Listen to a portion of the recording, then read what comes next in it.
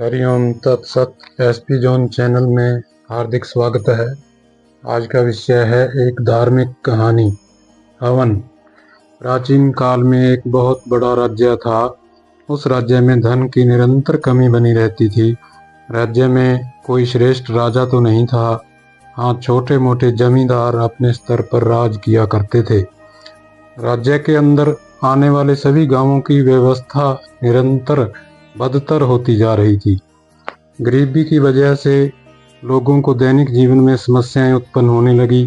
खाने पीने की चीज़ों की भारी कमी आ चुकी थी, जिसकी वजह से लोग कीड़े मकोड़े, सांप, मेंढक, बिल्ली जैसे जानवर तक खाने लगे। एक रात एक बुजुर्ग सड़क पर तड़प रहा था। रास्ते से दो व्यक्ति गुजरते हुए उसे देख लेते हैं। वह तुरंत उसकी मदद के लिए उसके पास पहुंच जाते हैं, लेकिन जैसे ही वह उसे हाथ लगाते हैं, दोनों ही उसी तरह तड़पने लगते हैं और देखते ही देखते कुछ घंटों में ही उनकी दर्दनाक मौत हो जाती है। रात भर तीनों सड़क पर लावारिस पड़े रहते हैं। सुबह होते ही उन तीनों के इर्द गिर्द लोगों की भीड़ लग जाती है। तभी दो लोग उन्हें उठाने जाते हैं, लेकिन ये दोनों भी किसी बीमारी से ग्रसित होकर तड़पने लगते हैं। राज्य में एक अनजान महामारी ने अपने कदम रख दिए थे। दोनों को तड़प कर मरते देख किसी की हिम्मत उनके पास जाने की नहीं होती।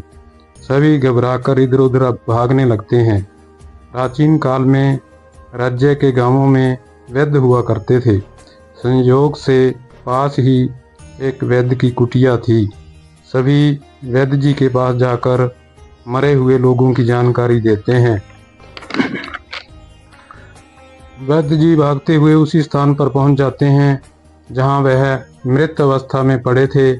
महामारी के चलते वह उनके नज़दीक नहीं जाना चाहते थे। तीनों का शरीर काला पड़ चुका था, जिससे वैद्य जी को आभास हो रहा था कि यह कोई जहरीली वायु का प्रभाव है, और हो ना हो यह वातावरण प्रदूषित हो रहा है। वैद्य जी सभी को अपना चेहरा ढकने को कहते हैं। महामारी अपरिचित थी, जिसके बारे में अभी तक किसी को कोई जानकारी नहीं थी। वैद्य जी शास्त्रों की मदद से इस महामारी के उपचार का पता लगाने की कोशिश करते हैं।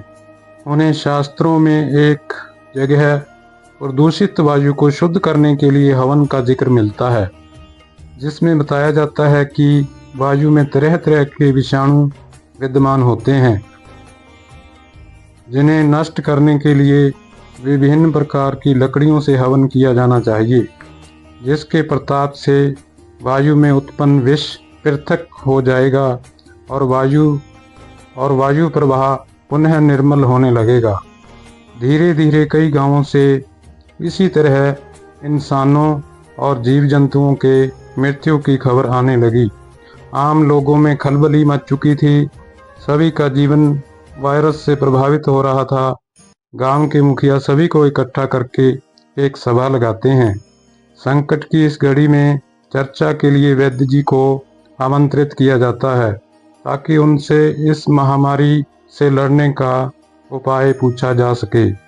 वैद्य जी ने शास्त्रों की सहायता से यह तो पता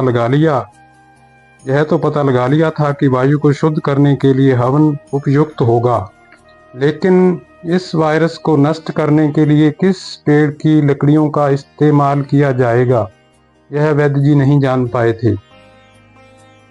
वैद्य जी के सामने बड़ी दुविधा थी।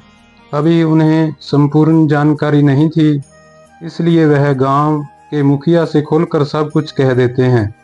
सभी सोच में पड़ जाते हैं। अचानक गांव के मुखिया वैद्य जी से कहते हैं, क्यों ना हम हवन कुंड में इस्तेमाल की जाने वाली सभी लकड़ियों का समूह बनाकर हवन करें। वैद्य जी को मुखिया की यह सलाह अच्छी लगती है और शास्त्रों में बताई गई सभी लकड़ियों को लाने का कार्य गांव वालों को सौंपते हैं। कुछ लकड़ियां तो आसानी से प्राप्त हो जाती हैं, लेकिन कुछ ऐसी दुर्लभ लकड़ियां भी थी जिन्हें प्राप्त करने के लिए पहाड़ की ऊंचाइयों तक जाना पड़ेगा, जिसके लिए बहुत समय लगेगा। तभी वैद्य जी को एक विचार आता है, यदि पहाड़ के ऊपर जाकर हवन किया जाए तो आसपास के सारे गांव ही सारे गांव की जलवायु शुद्ध होगी, जिससे और भी अतिशीघ्र समस्या का समाधान होगा। वैद्य जी मुखिया से कहते हैं, हम पहाड़ी के ऊपर सबको लेकर चलें और वहीं हवन कुंड की स्थापना करके हवन करें, तो पूरे राज्य की जलवायु शुद्ध की जा सकती है। मुखिया तुरंत सभी से अपनी अपनी बैलगाड़ी तैयार करने को कहते हैं, ताकि बच्चों और बुजुर्गों को भी पहाड़ पर ले जाया जा सके। जैसे ही यह खबर फैलती है, आसपास के कई गांवों के लोग बैलगाड़ियों की लंबी लंबी कतारें लगाकर पहाड़ के रास्ते चल देते हैं। पहाड़ के ऊपर पहुंचते ही एक विशाल गड्ढा खोदा जाता है, जिसके लिए कई लोगों की मेहनत लगती है और एक हवन कुंड का निर्माण हो जाता है। गांव की आधी आबादी पहाड़ के ऊपर आ चुकी थी। सभी हवन की सामग्री इकट्ठा करने लगे, लेकिन लकड़ियां हवन कुंड में रखना एक चुनौतीपूर्ण कार्य था, क्योंकि हवन कुंड इतना बड़ा था कि 5 हाथी भी एक साथ समा जाएं। गांव के कुछ लोग हवन कुंड के अंदर उतरकर लकड़ियां व्यवस्थित करने लगे, और जैसे ही यह कार्य पूर्ण हो जाता है तो वैद्य जी ने नीचे उतरकर कुछ मंत्रों के उच्चारण से अग्नि प्रज्वलित कर देते हैं। कुछ ही क्षणों में आग का रूप विकराल हो जाता है और हवन कुंड की आग का धुआं धीरे धीरे वातावरण में फैलने लगता है। धुएं से लोगों को सांस लेने में परेशानी महसूस हो रही थी, लेकिन हवन कुंड का धुआं श्वास नली को पवित्र कर रहा था। इस हवन कुंड की आग कई दिनों तक धधकती रहती है, जिससे राज्य के सभी गांवों से महामारी का वायरस नष्ट हो जाता है। इतने बड़े संकट से मुक्त होते ही गांव वालों के चेहरों पर खुशी छा जाती है। लोगों के सिर से मौत का खौफ खत्म हो जाता है। हवन के प्रताप से सभी को नया जीवन प्राप्त हो चुका था। इस घटना के बाद घर घर में हवन कुंड की स्थापना की गई और आज भी कई घरों में रोजाना हवन करने की प्रथा चली आ रही है। Thank you.